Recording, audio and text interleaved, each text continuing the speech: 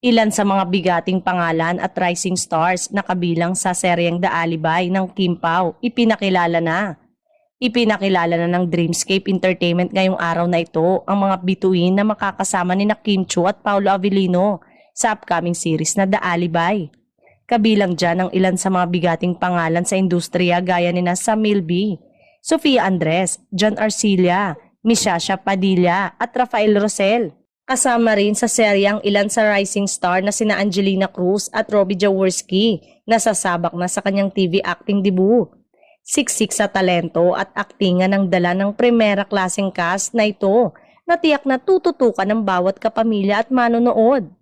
Sa kauna-unahang pagkakataon, sasalang sa malaking serye production ang anak ng celebrity na sina Angelina Isabel Montano na supling ng mag-ex na sina Sunshine Cruz at Cesar Montano.